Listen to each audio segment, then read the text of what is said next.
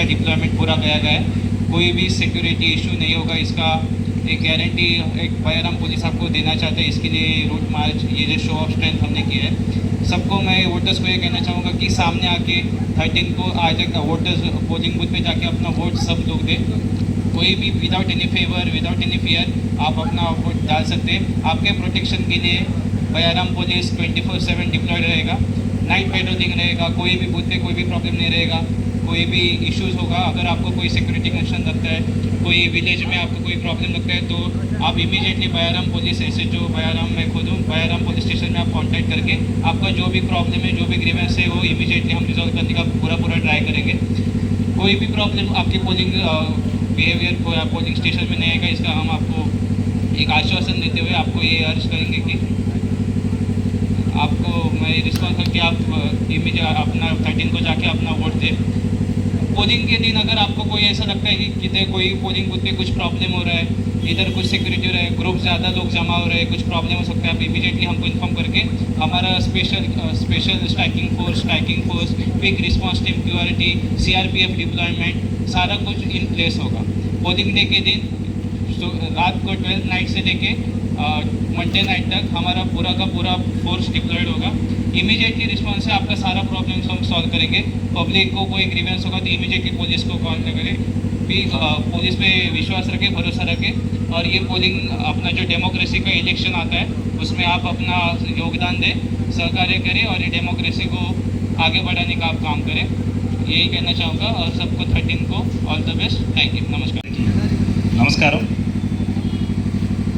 ఈ కవాతు యొక్క ముఖ్య ఉద్దేశం ఏంటంటే ఈ నెల 13వ తేదీన దేశంలోనే అతిపెద్ద పండగ, జాతి మత కుల అనే భేదాలు, ఎట్లాంటి భేదాలు లేకుండా జరుపుకునే అతిపెద్ద పండగ.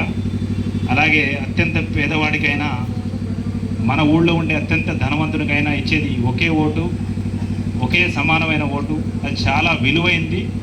ప్రతి ఒక్కరు స్వేచ్ఛాయుత వాతావరణంలో కల్పించుకోవాలని చెప్పేసి ఆ ఓటును వినియోగించుకోవాలనే ఉద్దేశంతో మీ అందరికీ ఎట్లాంటి ప్రలోభాలకి, భయోత్పాతాలకి, ఎటువంటి అవాంఛనీయ సంఘటనలు జరగకుండా కేంద్ర బలగాలతో పాటు స్టేట్ ఫోర్సెస్ కూడా చాలా ఇవ్వడం జరిగింది మాకు.